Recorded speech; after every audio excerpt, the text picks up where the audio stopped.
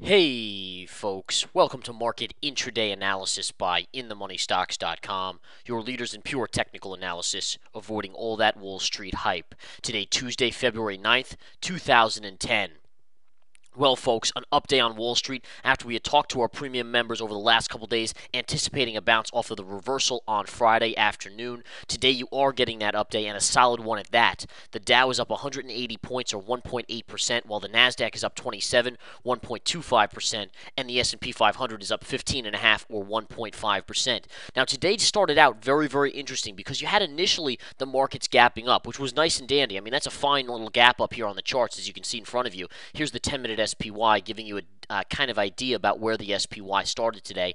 On a little bit of a gap up, it started to fade a little bit, came right into a master level here, bounced off the master level to resistance at another master level at the 107.40 level, and then faded all the way down. And what happened here, folks, was the dollar started to spike higher. And as we all know, folks, the dollar is everything in this market. 100% of this market is related to what the dollar is doing. That's a change back to the way it was about 3 months ago, 2 months ago, after and before earnings. So before earnings, the dollar was everything about this market. After earnings, the dollar again has come back into play as being the key component of what the markets do. Do they move up when the dollar drops? Do they move down when the dollar rises? And sure enough, what we saw here was off of this key level at 107.40, the dollar started to rally up. And the dollar rallied nicely back up, closing in on the gap fill level on the dollar. And sure enough, the market started to close in on the gap fill falling level down here.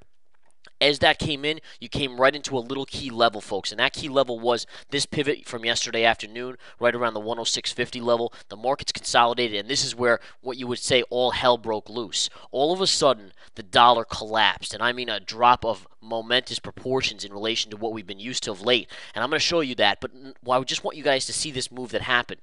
As the dollar collapsed, the market's just ripped higher, and I mean just ripped higher ridiculously, all the way up to the 200 moving average and this master level at 108.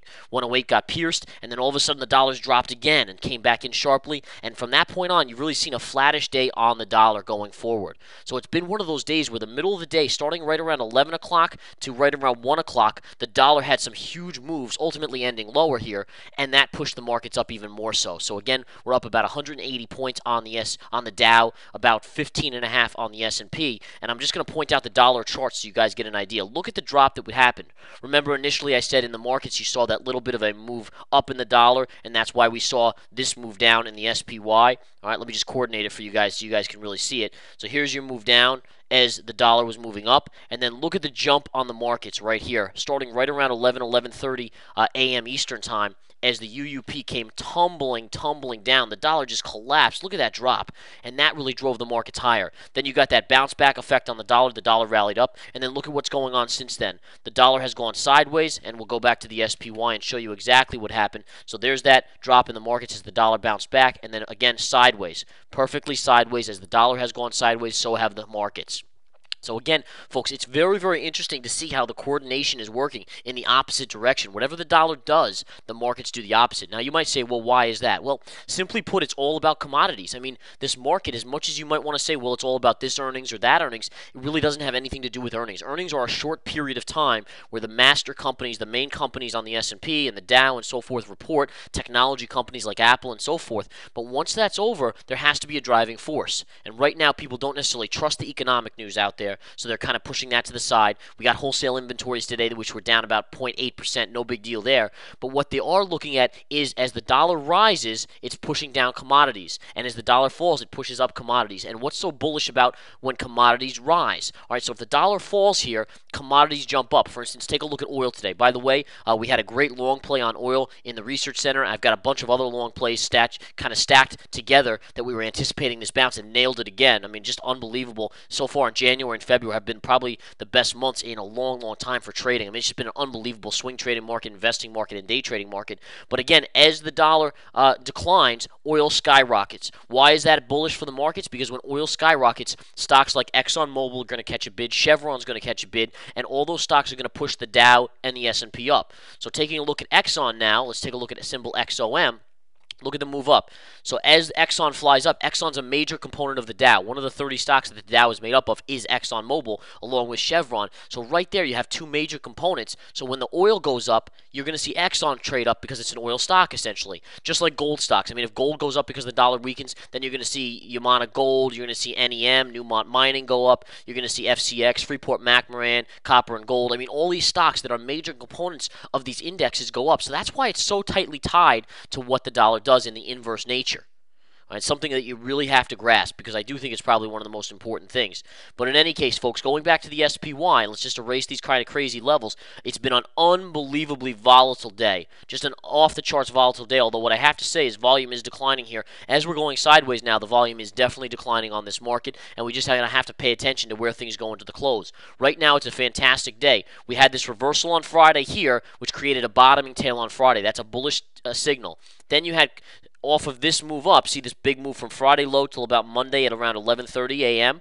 We had the then consolidation. That's bullish in spirit of consolidation. And then look at how that played out. Bullish consolidation plays out beautifully to the upside. We nailed that call again, folks. The Research Center, no-brainer. I mean, the calls are 90% batting average in there. You just can't beat that. There's no one else out there that can do that, folks. And again, we'll continue to bring the best calls in the Research Center, best calls in the chat room, as again, premium members of both services are just knocking it out of the park here on these calls that we've posted. And again, every time I do a trade in the chat room for a swing trade, I post it in the Research Center in the hot charts and alerts or in there and let you guys know and talk about it in the nightly video. So it's a beautiful thing, folks. All right.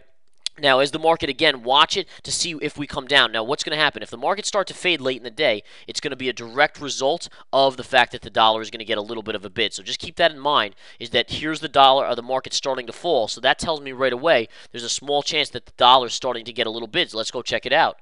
And sure enough, look at this. You're getting a little bit of a green candle pop up here in the UUP, which is the dollar index. And if that just inches up a little bit, it's going to be enough for the SPY to just creep down just a little bit like this. All right, so keep an eye on that, folks. Here you have a big red candle, sideways consolidation. That's actually in spirit of bear flag. So that actually does tell you that there's a little downside to come. Watch this level right here. I think this one's going to be the big one. It's the 50 moving average. It's right here at the 106.90. 106.90 was a big level here. Couldn't break it. Bounced up here, then collapsed down, and then really just took off on a massive buy program. The master levels on the charts continue to work unbelievably well.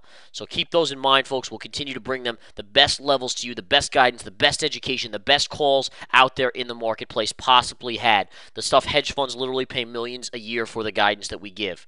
All right.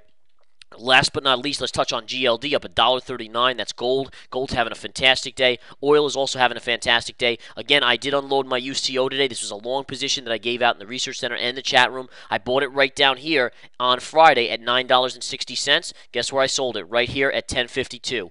So nailed it from there to there, and that's all it is. Technicals, guys. 200 moving average. You got to know to move it out right around here. Take it off the table. Why did I like it over here? Because there was a flush out. The massive volume flush out right here told you a short-term bottom was in play, and that again turned out to be a great call that we gave to the Research Center and all the premium subscribers at InTheMoneyStocks.com. All right, folks, we'll see you on board soon. Be there tonight as I give out more plays to go long or short in this market, depending on what I see into the close. Take care.